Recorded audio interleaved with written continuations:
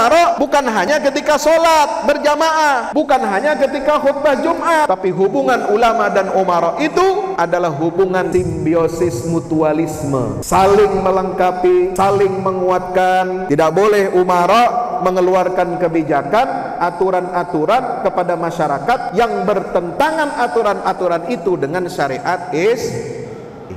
Siapa yang bisa menjaga, siapa yang bisa mengawasi, siapa yang bisa mengontrol aturan-aturan itu agar sesuai dengan syariat? Itulah tugasnya, fungsinya para ulama. Karena sekarang banyak pemimpin legislatif, yudikatif, eksekutif yang tidak menjalankan fungsinya untuk menjalankan konsepnya para ulama, maka mau tidak mau ulama zaman sekarang juga harus turun gunung untuk menjamin aturan-aturan itu agar sesuai dengan syariat Islam.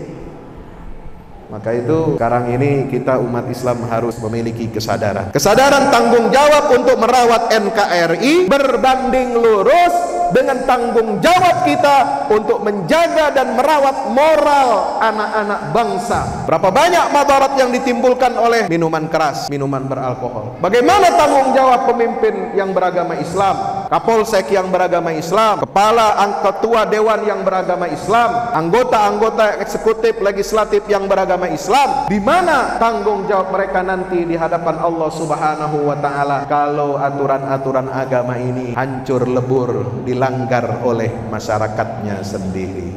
Ini tugas dan kewajiban kita untuk tawasau bil haq, tawasau bis shalih.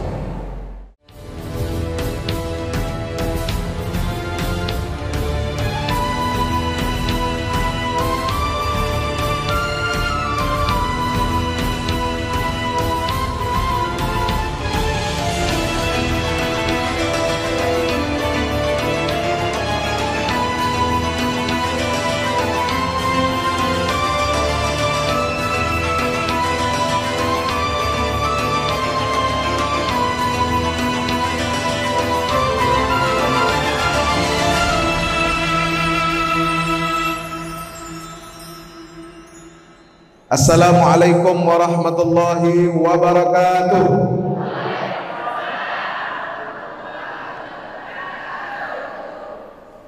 Alhamdulillah, wassalatu wassalamu ala rasulillah wa ala alihi wa ashabihi wa man tabi'ahu wa nasarahu wa walah.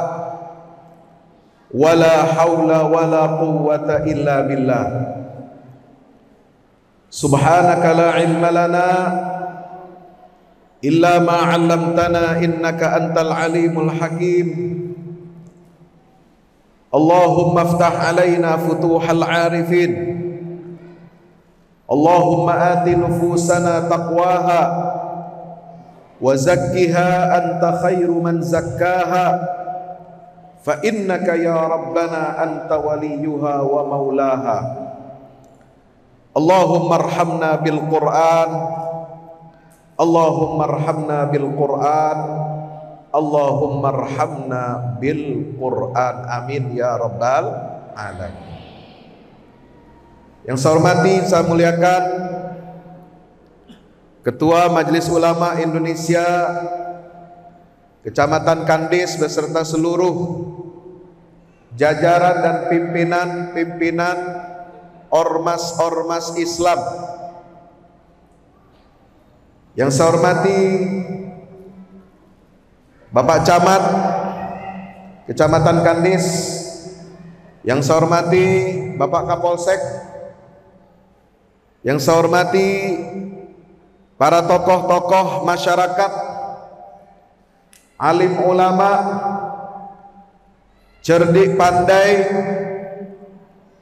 yang kecil tak disebut nama, yang besar tak disebut gelarnya. Mudah-mudahan semua yang hadir di tempat ini, kita semua mendapatkan limpahan rahmat dan ampunan Allah Ta'ala. Amin ya rabbal alamin. Mari kita bersyukur kehadirat Allah Subhanahu wa Ta'ala, Allah yang menciptakan kita, Allah yang menciptakan kedua orang tua kita, Allah yang menciptakan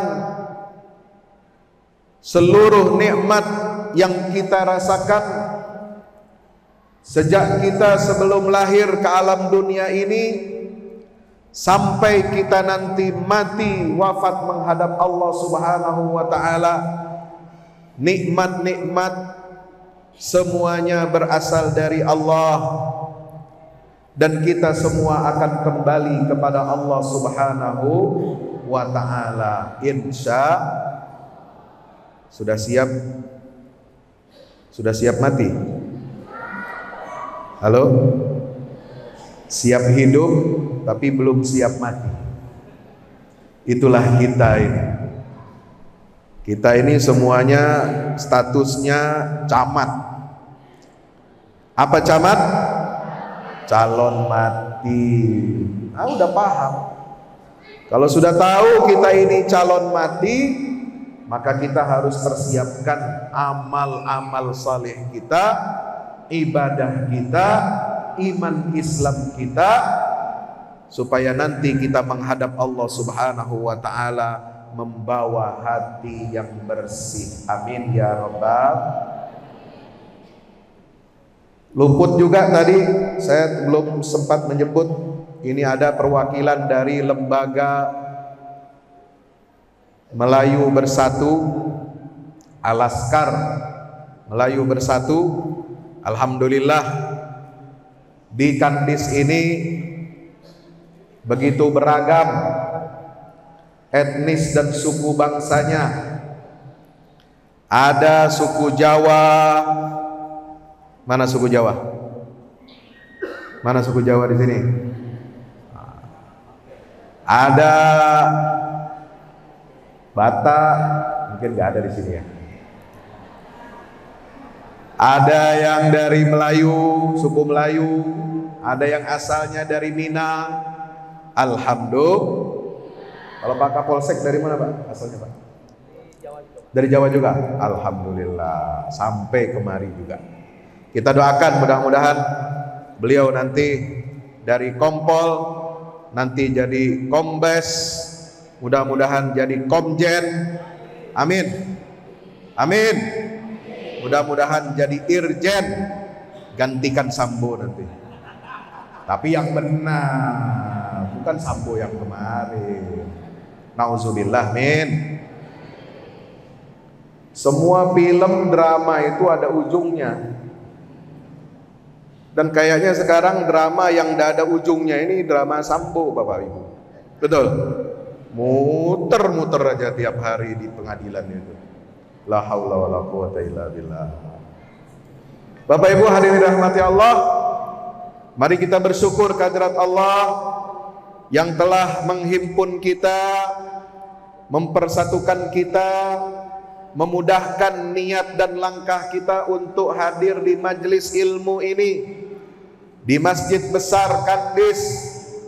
Mudah-mudahan setiap langkah kaki kita untuk hadir di majelis ilmu, majelis silaturahim, majelis yang penuh dengan kecintaan dan ukhuwah, mahabbah karena Allah Subhanahu wa taala. Mudah-mudahan Allah turunkan rahmatnya untuk kita semua. Amin. Allah ampuni dosa-dosa kita semuanya. Amin. Allah tanamkan kepada kita iman dan Islam yang kokoh. Amin. Allah kuatkan tekad kita, istiqomah kita untuk beribadah dan memperbanyak amal saleh kita. Amin ya rabbal alamin. Mari kita bersalawat salam untuk junjungan kita baginda Rasulullah Muhammad sallallahu alaihi wasallam beserta seluruh keluarga, para sahabatnya, dan mudah-mudahan tercurah limpahkan untuk kita semua pengikut Nabi Muhammad hingga yaumil qiyamah. Amin ya rabbal alamin. La ilaha illallah, la ilaha illallah, la ilaha illallah, ma lana rabbun siwa. Ayo. La ilaha illallah, la ilaha illallah, la ilaha illallah, ma lana rabbun siwa, la ilaha illallah, la ilaha illallah, la ilaha illallah, ma lana rabbun siwa. Kita awali dengan kalimat tauhid. Sebab Nabi SAW bersabda, jaddidu imanakum biqauli la ilaha illallah. Wahai umat Islam, perbaharuilah iman kalian dengan melantunkan, dengan mengucapkan zikir kalimat tauhid. Tidak ada Tuhan kecuali Allah Subhanahu wa ta'ala. Kenapa Nabi Muhammad SAW perintahkan kita untuk terus-menerus memperbaharui iman? Tentu tidak sembarangan Rasulullah perintahkan demikian. Pasti ada hikmahnya. Baginda Rasul perintahkan kita untuk selalu memperbaharui iman dengan mengucapkan la ilaha illallah. Tidak ada Tuhan kecuali Allah. Kenapa? Karena dalam setiap kehidupan kita umat manusia ini begitu banyak godaan-godaan iblis, syaitan laknatullah, baik dari kalangan jin dan manusia, yang ingin menggeser keimanan kita, ingin merusak akidah kita. Mereka memiliki semboyan la ilaha illal maddah. Tidak ada Tuhan kecuali materi. Tidak ada Tuhan kecuali fulus. Tidak ada Tuhan kecuali dunia. Tidak ada Tuhan kecuali pangkat jabatan. Tidak ada Tuhan kecuali kekuasaan, kekayaan. Ini yang dapat mengikis dan merusak akidah kita sebagai orang Islam. Banyak di antara kita kaum muslimin ini yang sadar atau tidak sadar mempertuhankan syahwatnya, mempertuhankan hawa nafsunya, menjadikan dunia sebagai cita-cita tertingginya. Makanya Rasulullah SAW selalu berdoa kepada Allah Subhanahu wa ta'ala, la taj'alid dunya akbara hammina wala mablagha ilmina. Ya Allah, janganlah kau jadikan dunia yang fana ini sebagai cita-cita terbesar kami, perhatian terbesar kami, dan jangan kau jadikan dunia di dalam hati kami ini sebagai puncak ilmu pengetahuan kami. Ini doa tidak main-main Bapak Ibu. Maka itu kita senantiasa duduk di majelis ini, duduk di taman surganya Allah Subhanahu wa ta'ala ini adalah dalam rangka senantiasa kita mencas keimanan kita. Bapak Ibu punya HP? Punya gadget? Punya? Punya.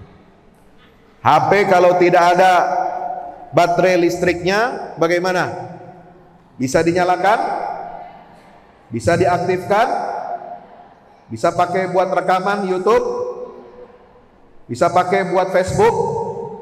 Tidak bisa. Emak-emak zaman sekarang nggak mau kalah dengan anak-anak muda. Ya, ya, udah tahu dia bagaimana live streaming Facebook, live streaming Instagram, live streaming apa macam-macam. Alhamdulillah. Kalau kita punya peralatan elektronik tidak kita cas, maka dia tidak akan bisa beroperasi. Mobil saja ada aki, ada baterainya. Untuk menstart mesin kita, starter mesin, dia harus ada aki baterainya. Walaupun dia jalan mobil itu, mesin itu jalan, itu nanti ditopang dengan bahan bakar minyak. Dan nanti nggak lama lagi Indonesia ini akan segera beralih dari mobil yang menggunakan bahan bakar minyak fosil. Nggak lama lagi kita akan banyak menggunakan mobil listrik, saudara. Betul, betul. Motor sekarang udah banyak yang pakai motor listrik. Di Jakarta sudah lumayan yang banyak pakai mobil listrik. Itu perlu apa? Perlu cas, perlu charger untuk bisa menjalankan roda kehidupan kita dengan moda transportasi. Tidak bisa tidak, kita harus mencas baterai kita dalam setiap moda transportasi kita. Apalagi kita punya iman, apalagi kita punya hati, apalagi kita punya pikiran yang melahirkan tindak tanduk kita sebagai manusia, sebagai hamba Allah, maka minimal paling sedikitnya orang Islam itu, terutama menjadi kewajiban bagi kaum laki-laki, hukumnya fardu ain, wajib dia untuk seminggu sekali mendengarkan khutbah dalam sholat Jumat. Betul. Disitulah wasiat ketakwaan kepada Allah Subhanahu wa ta'ala. Maka jangan bapak-bapak hadir sholat Jumat, jangan suka terlambat. Imam khatib sudah naik mimbar, masjid masih kosong separuh. Ibu-ibu di rumah harus ingatkan suaminya, ingatkan anak-anaknya. Kaum laki-laki harus cepat keluar dari rumah, dari pekerjaan, dari kebun, dari ladang, dari perusahaan. Dia harus segera menuju rumah Allah Subhanahu wa ta'ala. Ya ayyuhalladzina amanu idza nudiya lis-salati min yaumil jumu'ati fas'au ila dzikrillah wa dzarul bai'. Wahai orang-orang yang beriman, kalau diserukan kalian itu diseru untuk melaksanakan ibadah sholat Jumat, fas'au ila dzikrillah, maka bersegeralah untuk mengingat Allah, yaitu untuk menghadiri sholat Jumat. Wadarul bai', dan tinggalkan jual beli, tinggalkan urusan dunia, tinggalkan urusan keluarga sejenak, tinggalkan urusan muamalah sosial kita, ekonomi kita. Demikian pula bapak-bapak polisi, bapak-bapak TNI harus siap siaga. Kalau sudah dekat waktunya sholat Jumat, diberikan contoh oleh pimpinannya, oleh atasannya, oleh kapolseknya, oleh dan ramilnya, pimpinan perusahaannya memberi contoh, pimpinan kebun sawitnya memberikan contoh, untuk kita semuanya ramai-ramai bersegera untuk memakmurkan masjid di hari Jumat terutama, insya Allah. Sampai masjid pakai pakaian yang terbaik, Jangan buru-buru. Oh, itu Pak Ustadz yang suruh cepat-cepat datang ke masjid, walaupun dari kebun sawit katanya, tapi pakaiannya masih kotor, bau apek, bau keringat. Ya, yang penting datang sholat masjid. Enggak begitu saya ngomong. Ya, ganti pakaian dulu. Kalau enggak sempat balik ke rumah, maka kewajiban orang laki-laki ini bawa salinan baju, bawa sarung. Kalau nggak mau pakai sarung ribet, bawa celana pengganti khusus untuk hari Jumat. Karena di negeri kita hari Jumat tidak libur pekerjaan, tidak libur kantor, tidak libur berkebun bersawah. Betul? Betul? Kita bukan di Arab, Pak. Kalau di Arab Saudi, di Mesir, hari Jumat libur dengan hari Sabtu. Hari Minggunya masuk kerja. Itu Indonesia. Alhamdulillah. Maka masjid-masjid di kantor-kantor, masjid di Kapolsek, masjid di barak-barak TNI, masjid di kantor-kantor pemerintahan, alhamdulillah ramai dan makmur sholat Jumatnya. Alhamdulillah. Ini juga sebagai bukti bahwa umat Islam itu sangat toleran kepada umat agama lain. Bisa nggak Bapak Ibu minta kepada pemerintah, pemerintah, hari libur saya maunya hari Jumat, karena Jumat ada kewajiban sholat Jumat, betul? Bisa nggak Bapak Ibu menuntut itu? Bisa. Tapi itu kita tidak lakukan. Kita umat Islam siap mau beribadah wajib di hari Jumat.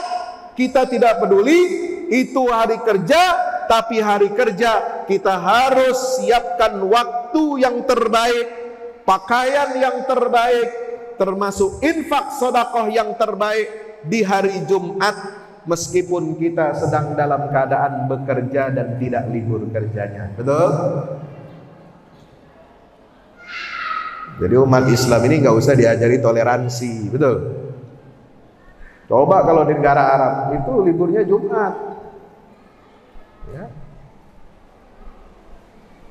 Mereka yang non Muslim ibadahnya hari Minggu, kebaktiannya di gereja hari Minggu, itu hari kerja.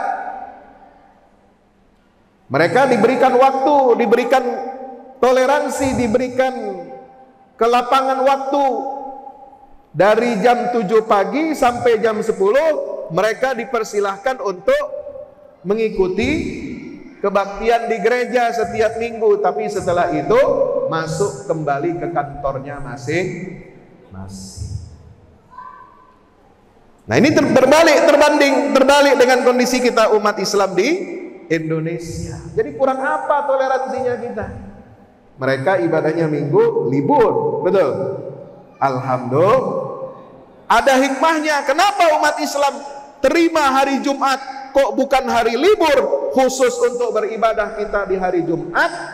Karena kita ini umat mayoritas, karena kita ini ingin memakmurkan masjid dimanapun berada, maka dengan hari Jumat, sholat Jumat diwajibkan di dalam agama Islam, maka berdirilah masjid-masjid di perkantoran, masjid-masjid di mall, kalau ada mallnya di sini, masjid-masjid di tengah pasar, di dekat pasar, masjid di instansi pemerintah, masjid di instansi TNI dan Polri.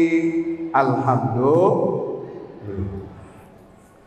Kita mengalah, tapi kita dapat keuntungan yang besar. Amin ya Rabbal.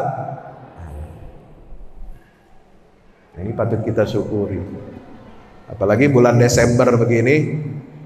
Ya, ini bulan Desember atau bulan Desember? Halo. Nah, kalau saya nyebutnya Desember. Kalau bapak-bapak di sini biasanya Desember. Ya, sudah terbiasa dengan lidah Sumatera, walaupun orang Jawa banyak di sini. Ya, Biasanya kalau orang Jawa kelahiran Sumatera ini singkatannya apa itu? Pujasera, Puja Kusuma. Putra Jawa kelahiran Sumatera. Ya. Apalagi? Apa? Keluhuran. Keluyuran. Oh iya. Jadi putra Jawa bukan lahir di Sumatera, tapi keluyurannya di Sumatera katanya. Nah itu ada istilah baru dari Pak siapa? Pak dari mana ini? Beliau? Ya, Masya Allah. Jadi meskipun kita berbeda-beda suku, berbeda-beda etnis, kita bisa saling menghargai, bisa saling menghormati. Berbeda agama di sini, yang suku Batak mayoritas non-Muslim, juga jumlahnya banyak, luar biasa.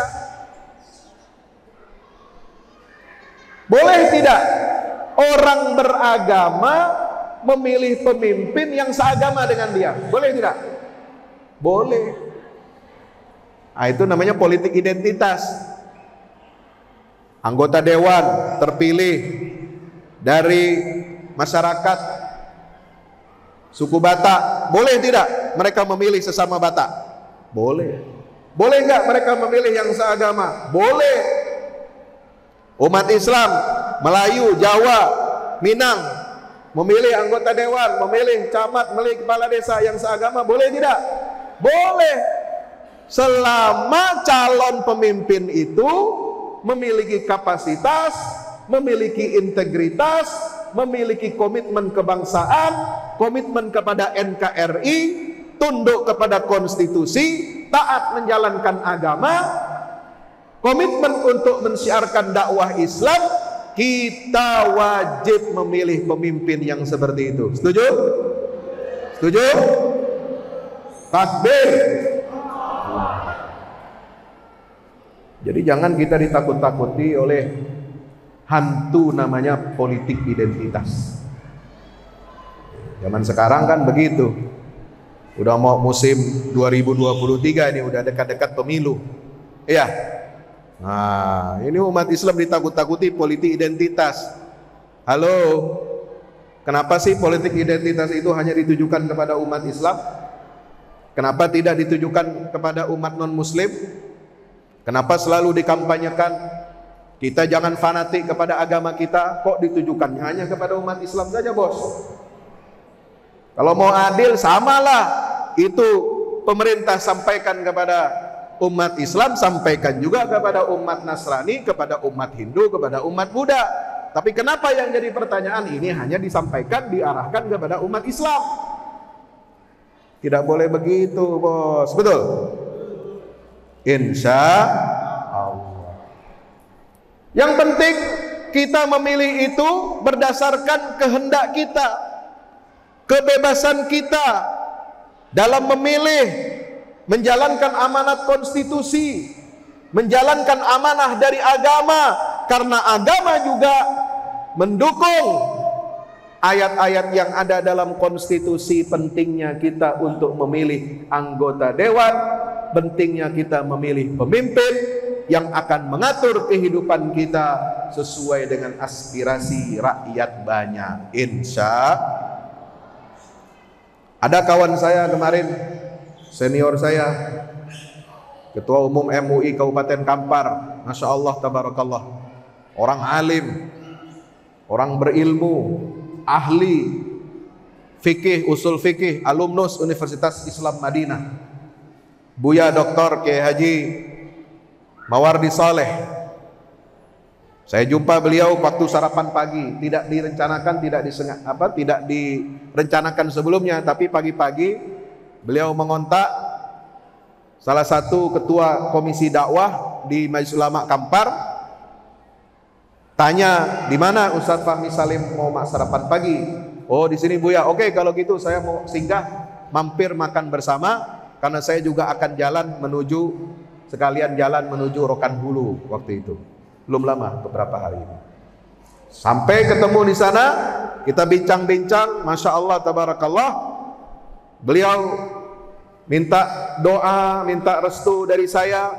Itulah tawadhu'nya orang alim. Walaupun saya lebih muda, walaupun saya ini ilmunya lebih cetek daripada beliau, walaupun beliau itu sudah lebih senior, lebih alim, lebih berumur daripada saya, tapi beliau sebagai orang alim, tawadhu'nya luar biasa, minta doa, minta restu, karena beliau akan dicalonkan untuk DPR RI di pusat dari Dapil 1. Ini saya bukan kampanye ya. Halo, belum masa kampanye ini Pak, saya cuma cerita. Boleh cerita? Boleh tidak? Boleh tidak?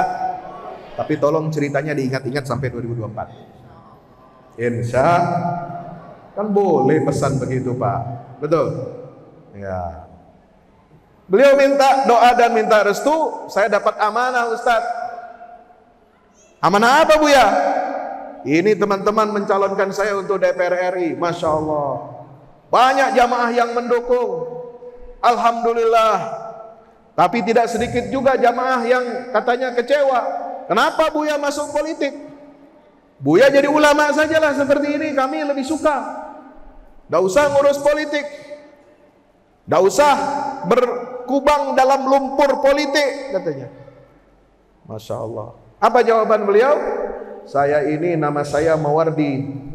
Mawardi itu diambil nama dari seorang ulama besar yang banyak menulis kitab tentang politik Islam, yaitu Imam Al-Mawardi, penulis kitab Adabud Dunya Waddin, penulis kitab Al-Ahkamus Sultaniyah yang menjadi rujukan seluruh pemimpin-pemimpin dunia Islam, rujukan pesantren-pesantren, ma'had-ma'had, ribat-ribat yang ingin belajar tentang politik di dalam Islam.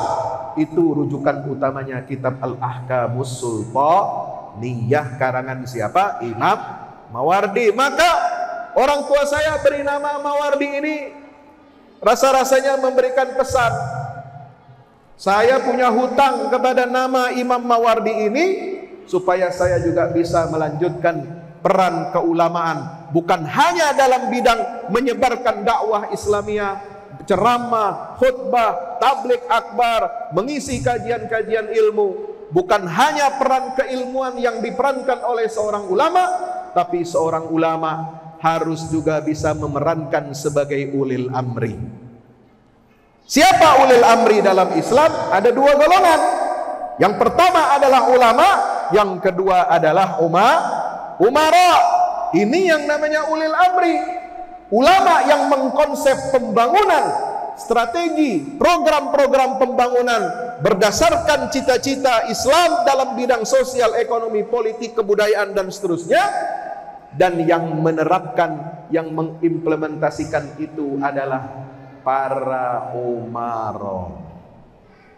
Mereka yang terpilih menjadi pemimpin, mereka yang terpilih sebagai anggota dewan, legislatif, eksekutif, yudikatif, penegak hukum, itulah pemimpin penyelenggara pemerintahan. Dalam Islam memang idealnya pembangunan itu dikonsep oleh ulama, umaroknya menjalankan konsep ulama. Tapi sekarang terjadi pemisahan, terjadi perceraian. Sejak sekularisme, liberalisme digaungkan di dunia Islam, maka yang terjadi tidak ada hubungan antara ulama dengan umarok, kecuali hanya di dalam masjid. Hubungan ulama dan umarok bukan hanya di masjid. Hubungan ulama dan umarok bukan hanya ketika sholat berjamaah, bukan hanya ketika khutbah Jumat, tapi hubungan ulama dan umarok itu adalah hubungan simbiosis mutualisme, saling melengkapi, saling menguatkan. Tidak boleh umara mengeluarkan kebijakan, aturan-aturan kepada masyarakat yang bertentangan aturan-aturan itu dengan syariat Siapa yang bisa menjaga, siapa yang bisa mengawasi, siapa yang bisa mengontrol aturan-aturan itu agar sesuai dengan syariat? Itulah tugasnya, fungsinya para ulama. Karena sekarang banyak pemimpin legislatif, yudikatif, eksekutif yang tidak menjalankan fungsinya untuk menjalankan konsepnya para ulama, maka mau tidak mau ulama zaman sekarang juga harus turun gunung untuk menjamin aturan-aturan itu agar sesuai dengan syariat. Saya kemarin hari Selasa siang kemarin saya jumpa guru kita Ustadz Abdul Somad di rumahnya, ngobrol-ngobrol ngalor ngidul, makan siang. Tak cukup makan siang, dibawanya saya makan durian, makan pulut, ya ada pulut pucung lagi katanya, ya pulut diikat jadi kayak pocong, ya hebat itu, hanya ada di Riau. Ya, kalau pulut di Kalimantan Barat, Melayu juga itu cuma, ya kalau di Pekanbaru pulutnya bahkan nyendok seperti kita nyendok nasi, ya tidak dibungkus daun, ya. Di sini hebat lagi, daunnya ada dibungkus berlipat-lipat, dibuat tali pocongnya itu. Nah itu, makanya pulut pucung katanya. Makan durian, alhamdulillah. Saya tanya beliau, Ustadz, bagaimana Ustadz memandang kalau ada ulama yang turun gunung ke dalam politik praktis? Ya kata beliau, ini zaman sekarang ini sudah terjadi zaman fitnah. Kalau tidak ulama turun gunung untuk meluruskan arah kiblat bangsa, kalau cuma Ustadz Fahmi hanya ceramah berkoar-koar, riba haram, minuman keras haram, minum tua haram, makan babi haram, konsumsi narkoba haram, zina haram, LGBT haram, itu hanya bisa disampaikan di masjid.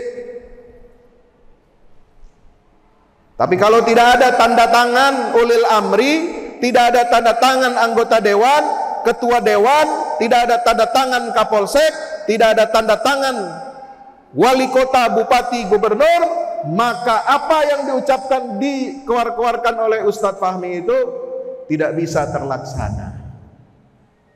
1000 ulama demo menuntut peredaran alkohol dibatasi, dilarang di tengah-tengah mayoritas umat Islam, tapi tidak berarti apa-apa kalau tidak ada umara ulil amri yang tanda tangan, Ustaz. Betul? Betul tidak? Maka itu sekarang ini kita umat Islam harus memiliki kesadaran tanggung jawab untuk merawat NKRI berbanding lurus dengan tanggung jawab kita untuk menjaga dan merawat moral anak-anak bangsa. Berapa banyak madarat yang ditimbulkan oleh minuman keras, minuman beralkohol. Sampai di Papua saja, Pak, ya, Pak Kapolsek, Ketua MUI, di Papua itu mayoritas non-muslim, itu ada edaran gubernur melarang peredaran minuman keras. Kenapa? Karena banyak madaratnya, karena bikin banyak orang mabuk, bikin orang tabrak lari, bikin orang berzina, bikin orang berbuat kekacauan dan mengganggu ketertiban masyarakat. Orang non-muslim saja tahu bahayanya minuman keras dan narkoba. Bagaimana tanggung jawab pemimpin yang beragama Islam, Kapolsek yang beragama Islam, ketua dewan yang beragama Islam, anggota-anggota eksekutif legislatif yang beragama Islam? Di mana tanggung jawab mereka nanti di hadapan Allah Subhanahu wa taala kalau aturan-aturan agama ini hancur lebur, dilanggar oleh masyarakatnya sendiri? Ini tugas dan kewajiban kita untuk tawasau bil haq, tawasau bis shalih. Salat kita berjamaah, salat kita hari Jumat, kita adakan pengajian, wirid akbar, wirid kecil, macam-macam. Ya, ada wirid akbarnya, ada wirid mingguannya, ada yang bulanannya, ada 2 bulan sekali, ada yang semingguan. Ada majelis salawatnya, ada majelis zikirnya, kita adakan. Tapi kita tidak pagari dan jaga moral anak bangsa ini. Mereka yang tidak pernah ke masjid, mereka yang nggak pernah ikut majelis zikir, mereka yang nggak pernah ikut wirid akbar, mereka yang nggak pernah ikut majelis salawat dan majelis ilmu, bagaimana mereka mau kita pagari supaya tidak merusak tanaman, supaya tidak merusak kebun lan ladang kita, supaya tidak merusak akhlak generasi anak-anak muda kita. Maka mau tidak mau, di situ ada peran ulil amri, penguasa pemerintahan, penyelenggara pemerintahan, dan penguasa agama yaitu ulama harus bersinergi untuk menjaga kedaulatan bangsa dan menjaga moral anak-anak bangsa, insya Allah. Hadirin masyarakat muslimin rahmati Allah subhanahu wa ta'ala.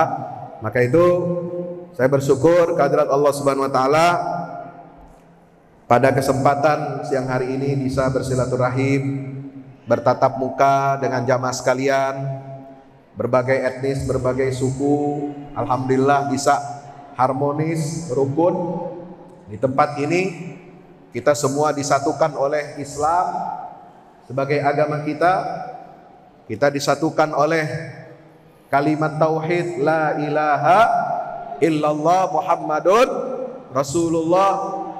Kita disatukan oleh ikrar kita raditu billahi rabba wa bil islami dina wa bi Muhammadin sallallahu alaihi wasallam nabiyyan wa rasula wa bil qur'ani imama. Kita disatukan oleh ikrar ini, Allah sebagai Tuhan kita, Nabi Muhammad sebagai Rasul utusan Allah di tengah-tengah kita, dan Allah satukan kita dengan Islam sebagai agama kita dan Quran sebagai imam atau petunjuk, pedoman buat hidup kita. Alhamdulillah. Maka saya menghimbau pada kaum muslimin dan muslimat semuanya untuk tetap menjaga kerukunan, kebersamaan, keharmonisan antar suku, antar bangsa, antar umat beragama. Yang kedua, saya himbau menjelang tahun-tahun politik ini kita menjaga kesadaran kita, kewaspadaan kita masing-masing untuk menjaga diri kita, keluarga kita, jamaah kita, agar kita berperilaku dalam memilih pemimpin, memilih wakil rakyat bukan berdasarkan kantongnya, bukan berdasarkan isi tasnya, tapi kapasitas. Bukan berdasarkan isi tas. Kadang-kadang diplesetkan. Kalau Pak Ustadz mau jadi anggota dewan, harus siapkan bukan hanya integritas, bukan hanya kapasitas, tapi juga harus menyiapkan isi tas, Pak Ustadz. Berapa isi tasnya yang harus saya punya?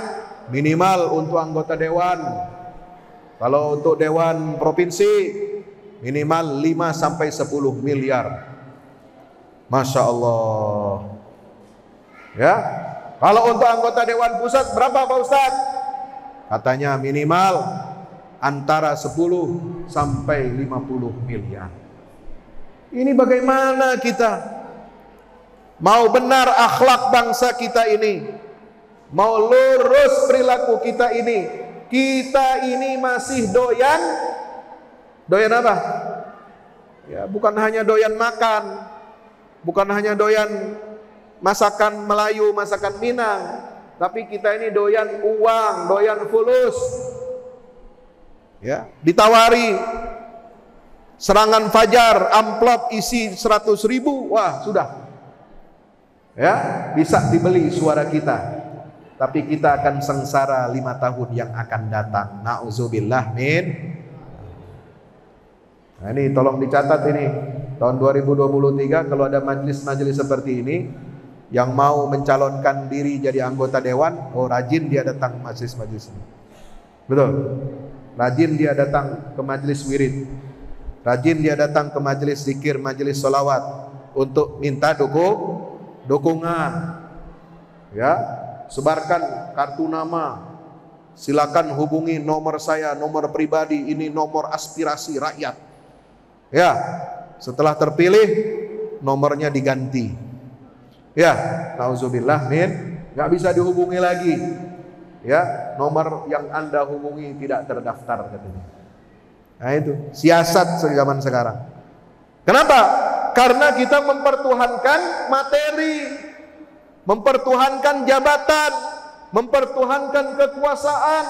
Karena dengan jabatan, dengan kekuasaan yang di eksekutif, legislatif, dan yudikatif, itu sebagai alat dia untuk mencari keuntungan materi. Makanya tadi di awal saya mengawali dengan zikir kalimat tauhid la ilaha. Mari kita zikir lagi, kita bertasbih, bertahmid, dan bertakbir. Mau? Subhanallah walhamdulillah wala ilaha illallah wallahu akbar wala haula wala quwwata illa billahil aliyyil azim.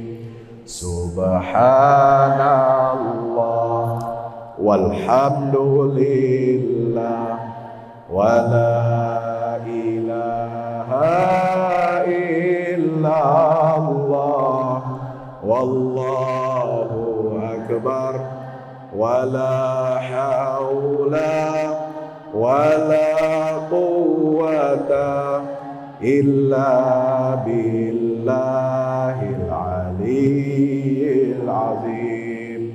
Subhanallah walhamdulillah wala ilaha illallah wallahu akbar wala haula wala quwwata illa billahil aliyyil azim.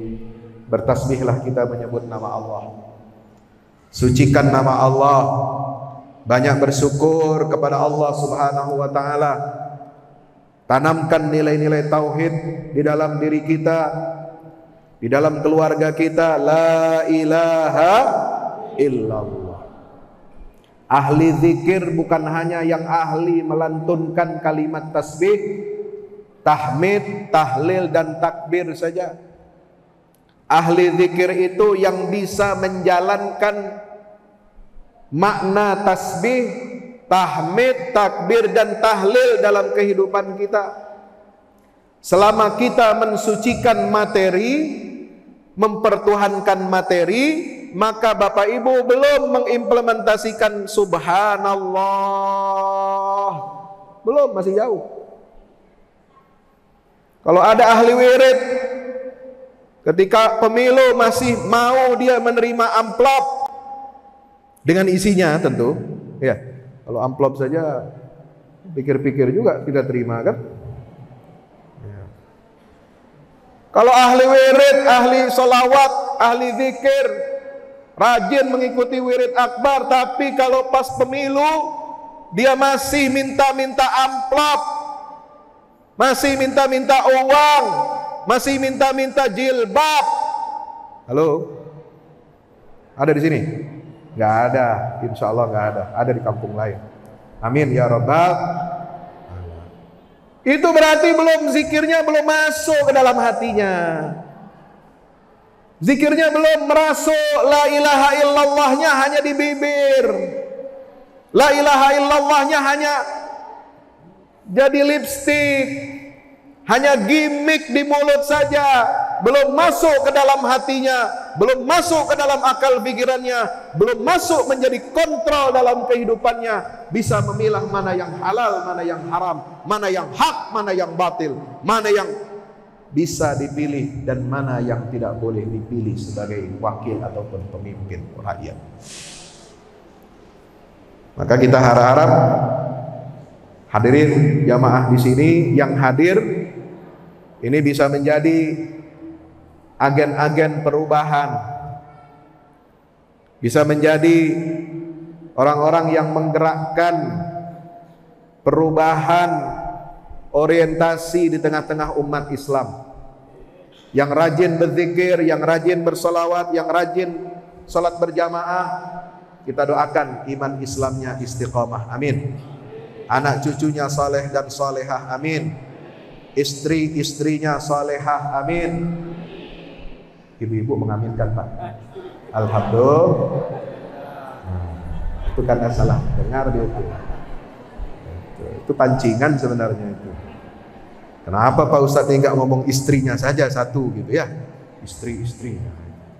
Amin juga Pak. Alhamdulillah. Oh kalau gitu Pak Ustadz kita cabut lagi, kita tarik lagi, amin. Terserah ibu lagi. Saya tidak ikut-ikut ya. Kita doakan semuanya para pemimpin kita, mudah-mudahan senantiasa diberikan taufik dan hidayah oleh Allah. Para ulama, para tokoh masyarakat cerdik pandainya diberikan kekuatan istiqomah di jalan Allah, sehingga dapat bersama-sama kita membangun negari ini, membangun bangsa ini ke jalan yang diridhoi oleh Allah Subhanahu wa taala. Terakhir saya mohon izin Bapak Ibu sekalian dirahmati Allah, mohon izin saya menyampaikan ada hajat. Sebenarnya saya tidak enak menyampaikan hal ini, tapi ini perlu disampaikan. Mohon izin, boleh diizinkan? Boleh? Ikhlas? Ikhlas? Siap? Siap terima amplop? Mau enggak? Benar? Mau terima amplop dari Ustadz? Takbir! Dengar terima amplop semangat ya. Tapi amplop apa dulu? Nah, Ustadz bawa amplop isinya tentang program wakaf. Insya Allah. Wakaf pahalanya sangat besar di sisi Allah Subhanahu wa taala. Lebih dari sekedar sedekah, lebih dari sekedar infak biasa. Dia setara dengan zakat. Dunia Islam, peradaban Islam. Kalau Bapak Ibu sekarang dengar ada namanya negara Maroko, tahu Maroko? Tahu? Tahu tidak? Nggak tahu Pak Ustadz di mana ya? Maroko pokoknya di sana aja, ujung Afrika tuh. Pokoknya yang ikut Piala Dunia itu saja, betul? Nanti malam Maroko lawan Prancis. Mudah-mudahan kita doakan menang, amin. Amin. Amin. Ya Rabbal Alamin. Mudah-mudahan masuk final. Insya Allah. Kalaupun tidak masuk final nggak apa-apa. Namanya pertandingan. Namanya bola. Yang ada yang menang, ada yang kalah, betul? Itulah namanya sepak bola. Pasti ada yang menang, ada yang kalah. Kalau yang ada menang terus, itu bukan sepak bola namanya. Apa namanya? Istri. Betul Pak Kapolsek? Istri Bapak Kapolsek ini pasti maunya menang terus. Ya, istri laskar nih yang gagah-gagah, pasti di rumah maunya menang terus Pak. Betul? Bapak-bapak ini yang cari nafkah, ya, kalau pulang kerja tetap aja diomelin sama istrinya. Betul? Maunya menang, itu namanya istri kalau mau menang terus itu. Tapi kalau bola namanya ada menang, ada kalah. Termasuk istri Ustadz bukan? Iya sama aja Pak. Ustadz juga istrinya sama dengan ibu-ibu ini. Ya, maunya menang terus, maunya benar terus, tidak pernah salah. Makanya kita yang suruh minta maaf, betul? Pak Kapolsek sama Ustadz paling banyak minta maaf sama istri. Masya Allah, tabarakallah. Ibu-ibu memang hebat. Ya, hebat lahir batin. Hamil dia kuat. Mengandung dia 9 bulan kuat. Coba bapak-bapak, tidak ada yang sanggup itu. Betul? Naik dia pergi ke pasar, beli lauk pauk sendiri, hamil besar, nggak ada masalah, nggak ada ngeluhnya. Bapak-bapak cuma encok sedikit di sini sudah ngeluh. Ya, bapak-bapak baru sakit asam urat sedikit di bawah sudah mengeluh. Ya, Bapak-bapak baru terkilir kakinya sedikit mengeluh, ibu-ibu itu tidak banyak mengeluh, Pak.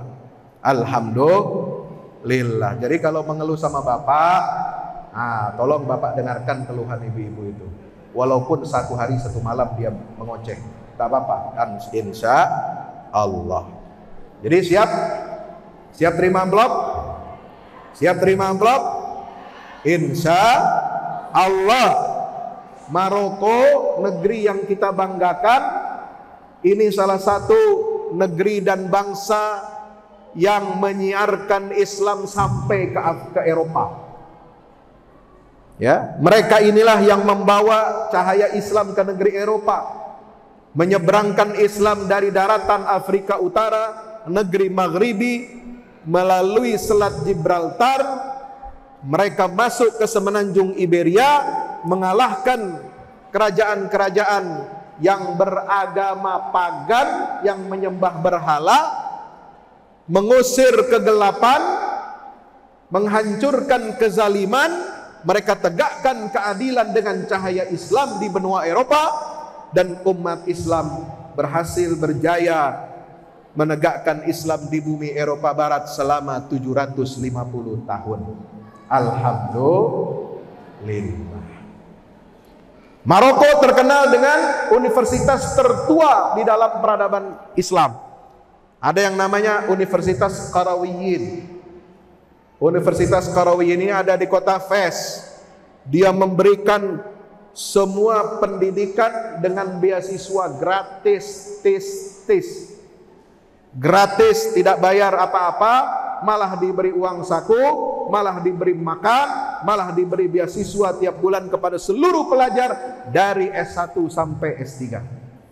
Termasuk ya alumni-alumni kita, ulama-ulama kita di Indonesia ini yang alumni Maroko. Semua dapat beasiswa, semua dapat. Dari mana?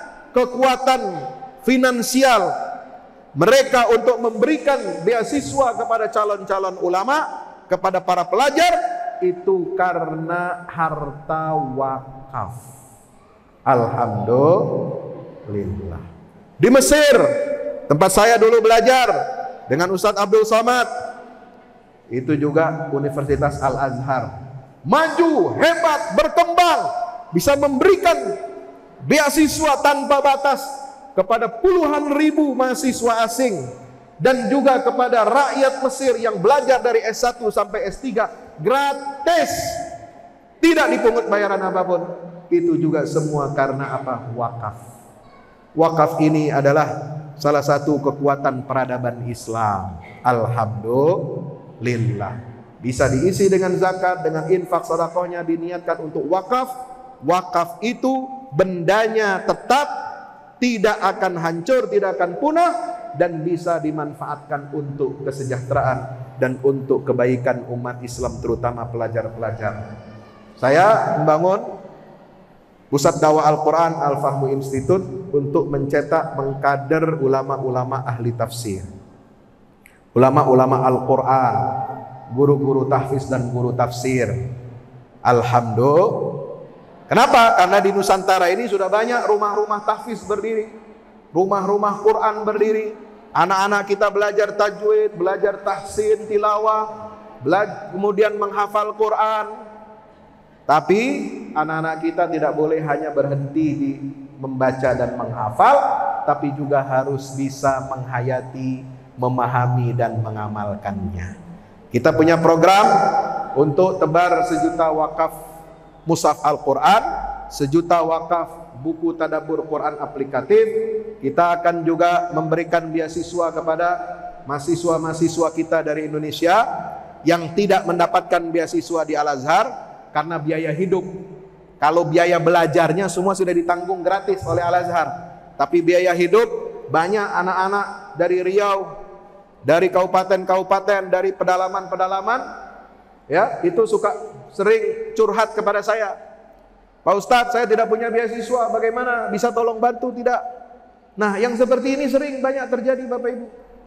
Maka kita ingin memberikan santunan, walaupun tidak seberapa, tapi bisa memberikan bantuan yang terbaik untuk mereka, anak-anak kita yang belajar di Mesir, di Al-Azhar, dan di negeri-negeri yang lainnya. Insya Allah. Wakaf adalah kekuatan peradaban Islam. Maka kita dengar sabda Nabi SAW, man jahaza ghazian fi sabilillahi faqad ghaza. Siapa orang yang mempersiapkan persenjataan, logistik, keuangan bagi orang yang berjihad di jalan Allah, maka dia seolah-olah ikut berjuang berjihad di jalan Allah Subhanahu wa taala. Dia dapat pahalanya. Insya tidak semua kita bisa belajar ilmu agama. Tidak bisa kita semua fokus untuk mendalami ilmu-ilmu agama. Alhamdulillah, di surau-surau, di masjid-masjid, di pelosok-pelosok negeri yang saya kunjungi, di situ ada alumni-alumni dari Al-Azhar, alumni-alumni dari Timur Tengah yang mengajarkan agama, yang mengajarkan ilmu yang bermanfaat, jadi khatib, jadi dai, jadi mubalik. Ini semua adalah aset umat Islam yang harus kita jaga dan harus kita rawat.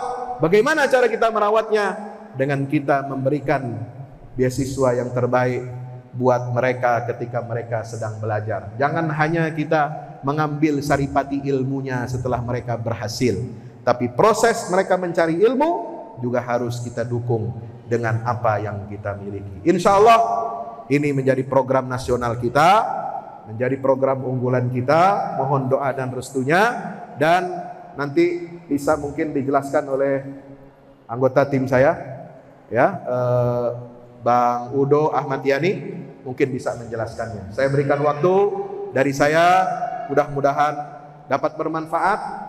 Aku qauli hadza astaghfirullah li wa lakum. Jangan kemana-mana dulu, tunggu yang satu ini. Siap menunggu, siap bersabar. Takbir, Allahu Akbar, Allahu Akbar, Allahu Akbar, walillahil hamd. Silakan. Nanti saya tutup, setelah ini baru kita doa. Bismillah. Assalamualaikum warahmatullahi wabarakatuh.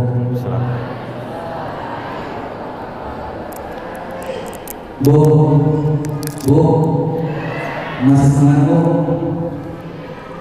Ini kalau bukan puasanya atau benar senang untuk melaksanakan kita lagi, mari kita bertakbir. Allahu Akbar. Alhamdulillah, pada saat ini kita mendapatkan nikmat yang sangat luar biasa. Kenapa saya sampaikan demikian? Tidak ada angin, tidak ada hujan, tidak terpikir oleh pikiran kita. Alhamdulillah, buat kita berada di masjid kebanggaan kita ini. Di tengah kesibukan beliau bisa menyempatkan waktu untuk bersilaturahmi kepada jemaah yang ada di masjid besar Kadis ini. Ini merupakan nikmat yang sangat luar biasa. Dan ini orang sibuk jasa, banyak kali dipimpin di Jakarta, beliau merupakan wakil ketua Komisi Dakwah MUI Pusat. Beliau juga wakil sekjen Majelis Intelektual dan Ulama Muda Indonesia, Konsep Utama Biasa. Apalagi kita juga mempunyai yayasan Al-Mahmud Institute yang beliau menjelaskan tadi. Banyak sekali kesempatan beliau, dan alhamdulillah beliau bisa hadir di tengah-tengah pada kesempatan ini. Dan kalau saya hanya pembesar dan badan besar, bagi-bagi bangsa jabatannya. Baik Bapak Ibu, untuk menyingkat waktu, apa yang disampaikan oleh Ustaz tadi, beliau mempunyai program yang sangat luar biasa, dan sekarang gedung untuk menjalankan aktivitas program yang beliau sebut tadi sekarang masih terbengkalai di Jakarta Barat, Ustaz. Untuk itu beliau meminta kepada Bapak Ibu untuk mohon bantuannya waktunya. Di sana 1 meter perluasan tanah itu senilai 2 juta rupiah. Luar biasa Bapak Ibu kalau di Jakarta ini. 1 meter tanah 2 juta rupiah. Siapa lagi yang akan membantu kalau kita semua kaum muslimin muslimat yang ada di seluruh Indonesia ini? Baik, saya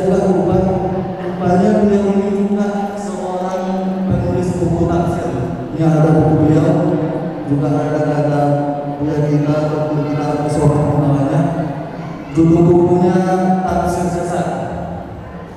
Ya, kalau saya sendiri penasaran dengan judulnya. Entah lagi atau tidak besok pulang mengantar kendaraannya. Judul bukunya adalah Tafsir Sesat. Jadi Bapak Ibu yang ingin memiliki buku beliau ini secara gratis, tidak membayar, hanya dengan cara untuk ikut program bakat beliau yang telah beliau sampaikan tadi, yang telah saya sampaikan. 1 meter tanah untuk penanam gedung Al-Bahmu Institute berjumlah 1 juta rupiah. Jadi kami minta kepada teman kami untuk membagikan amplop. Di sana juga ada nanti tertera nomor rekening yang akan bisa bapak-bapak ibu transfer. Dan di bawah nomor rekening tersebut juga ada nomor yang nanti bisa bapak ibu konfirmasi bahwasanya bapak ibu telah berwakaf kepada Al-Bahmu Institute yang dipimpin oleh Buya kita langsung. Baik, jadi bapak ibu yang ingin mendapatkan buku ini, gimana caranya? Yang berwakaf 1 juta rupiah, maka akan dihargai oleh Ustaz 1 buku judul yang 1 buku ini yang berjudul Tafsir Sesat. Ya, bapak ibu yang berwakaf 1 juta rupiah akan diberi harga 1 buku ini, dan juga bisa foto langsung Ustaz, bisa foto langsung ke Ustaz, atau bisa minta doa khusus. Atau ada ibunda ayahanda yang ingin minta doa khusus, langsung ke Ustaz depan. Dan bagi bapak ibu yang terwakaf 500.000 rupiah, Ustaz akan menghadiahi buku ini, pesan-pesan tauhid untuk negeri di masa pandemi. Ini juga yang ditulis oleh Ustaz langsung.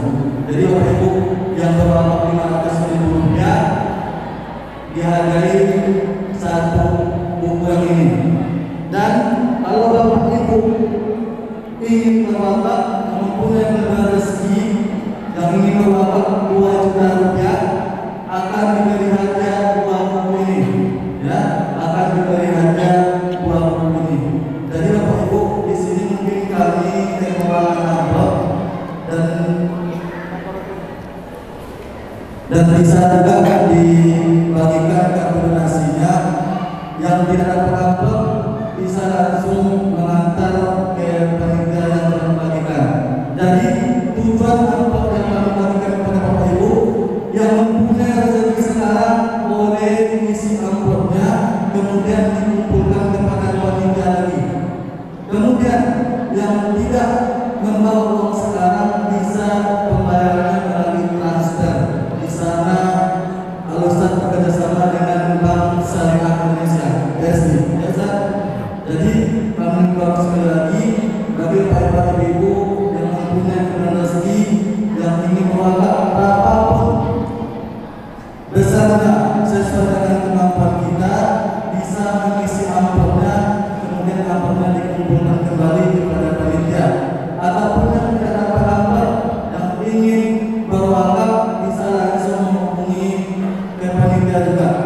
Baik, untuk mempersingkat waktu, untuk lebih teratur, mungkin di sini saya bantu. Boleh Bapak Ibu, saya bantu yang ingin berwakaf. Diizinkan Bapak Ibu. Ini ada warnanya nih, ada warnanya. Yang berwarna dulu. Diizinkan ya. Baik, di sini kami buka yang ingin berwakaf sebanyak 5 juta rupiah untuk pembebasan tanah sepanjang 2,5 meter.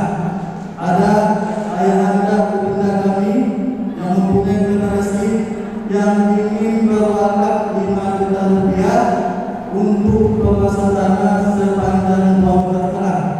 Ada ayahanda ibunda. Di sini kami selain bersama jawab juga mengajak ayahanda ibunda untuk berbuat suatu kebaikan, ya, di mana kebaikan ini pahalanya sangat luar biasa. Ya, pahala ini merupakan pahala yang sangat luar biasa, seperti yang diterangkan oleh Ustaz tadi. Bahwasanya Islam bisa kuat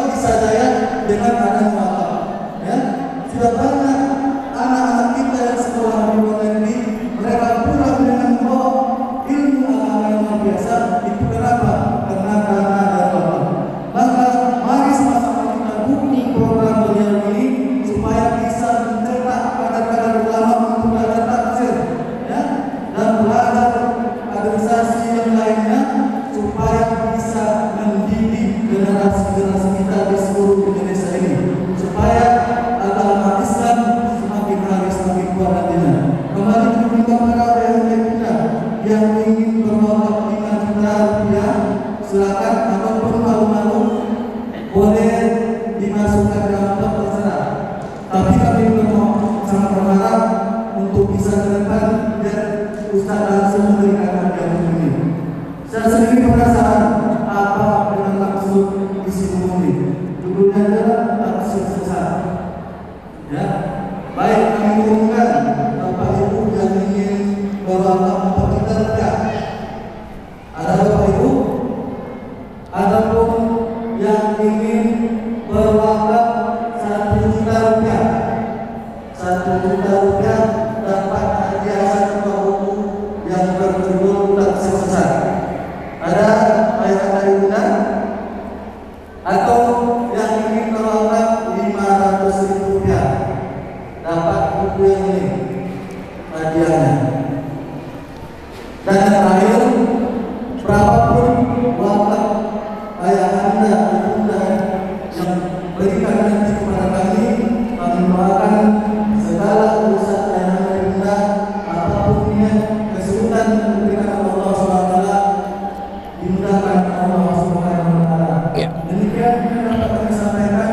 Mungkin yang tidak dapat apa bisa langsung menyerahkan ke panitia, ataupun yang tidak dapat nomor kartu rekening mungkin sekarang nomor kami bisa dipotong, nanti bisa ditransfer kapanpun ada rezeki, mau sekali ataupun mau menjadi dengan terdekat, dipersilakan. Kami sangat membutuhkan sekali. Demikian, mohon maaf segala kekurangan. Terima kasih atas perhatian. Kami kembalikan kepada Ustaz. Assalamualaikum warahmatullahi wabarakatuh. Allahumma salli ala sayyidina Muhammadin tibbil qulubi wa dawaiha wa afiyatil abdani wa shifaiha wa nuril absari wa diyaiha wa ala alihi wa sahbihi wa sallim. Ayo, Allahumma salli ala sayyidina Muhammadin tibbil qulubi wa dawaiha wa afiyatil abdani wa shifaiha wa nuril absari wa diyaiha wa ala alihi wa sahbihi wa sallim. Ayo isi amplopnya. Allahumma salli ala sayyidina Muhammadin tibbil qulubi wa dawaiha wa afiyatil abdani wa shifaiha wa nuril absari wa diyaiha wa ala alihi wa sahbihi wa sallim.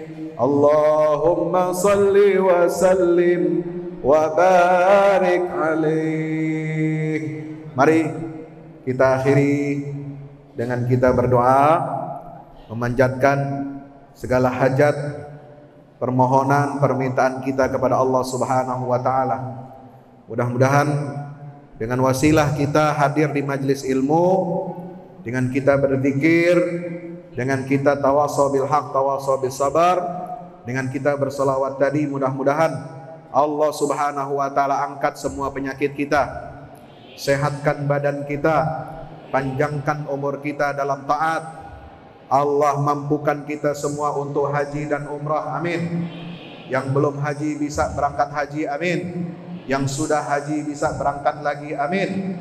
Dengan keluarga, dengan bapak mertua, dengan ibu mertuanya, dengan orang tuanya, insya Allah mudah-mudahan diberkahi oleh Allah Ta'ala, amin ya rabbal alamin. Mudah-mudahan yang memiliki usaha dimudahkan usahanya, dilancarkan rezekinya, dilapangkan rezekinya oleh Allah Subhanahu wa taala. Yang punya kebun sawit mudah-mudahan dimurahkan rezekinya oleh Allah. Yang jadi polisi TNI mudah-mudahan diberkahi rezekinya oleh Allah, dikuatkan badannya, dikuatkan iman Islamnya. Mudah-mudahan kita semua di akhir hayat mendapatkan husnul khatimah. Ala hadhihi niyyah wa kulli niyyatin salihah. Al-Fatihah. A'udzubillahi minasyaitonir rajim. Bismillahirrahmanirrahim. Alhamdulillahirabbil alamin, arrahmanirrahim, maliki yaumiddin. Iyyaka na'budu wa iyyaka nasta'in. Shiratal mustaqim, shiratal ladzina an'amta 'alaihim ghairil maghdubi 'alaihim waladdallin. Amin. Allahumma anta rabbi la ilaha illa anta khalaqtana wa nahnu ibaduk wa nahnu 'ala 'ahdika wa 'adika mastata'na. Na'udzu bika min syarri ma sana'na. Nabu laka bi ni'matika 'alaina wa nabu bi dzunubina. Faghfir lana fa innahu la yaghfiru dzunuba illa anta. Alhamdulillahi rabbil alamin. Allahumma salli wa sallim wa barik ala nabiyyina Muhammadin wa ala alihi wa sahbihi ajma'in.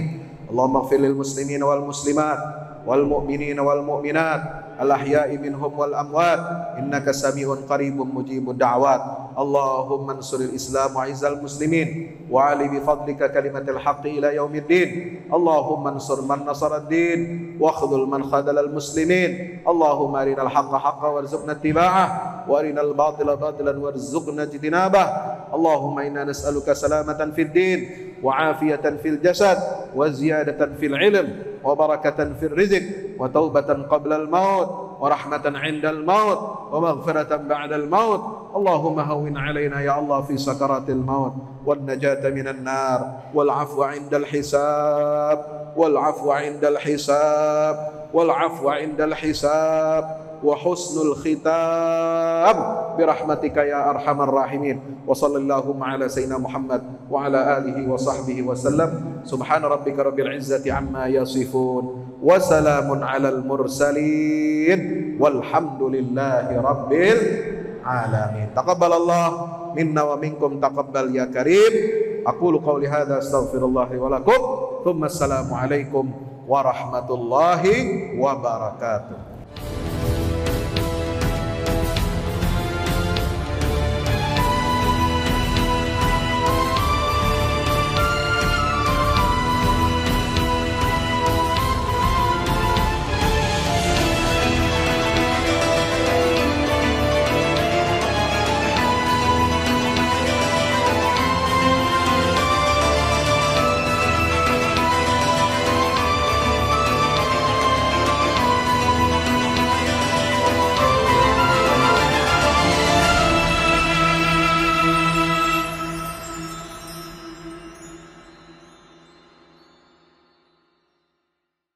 Assalamualaikum warahmatullahi wabarakatuh. Alhamdulillah kita udah selesai pengecoran rooftop ya. Itu apa? Tangga buat ke bawah. Yang ini di atas buat toren 2 biji. Ini semua udah dikeliling tembok. Ya, ini untuk lantai paling atas buat futsal, buat jemuran, buat apa, tanaman hidroponik juga ntar insya Allah ya. Terus support ya teman-teman. Alhamdulillah terus selesai pengecorannya semuanya ya. Ini progres kita terbaru dan jadi buat olahraga, buat utilities ya, multiguna. Nah kita turun sini semua.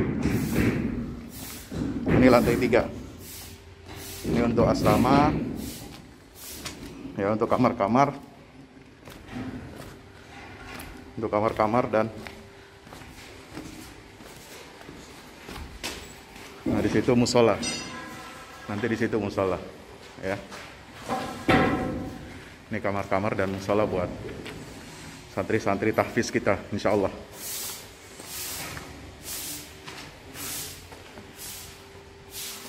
Nah ini lantai 2 kita turun.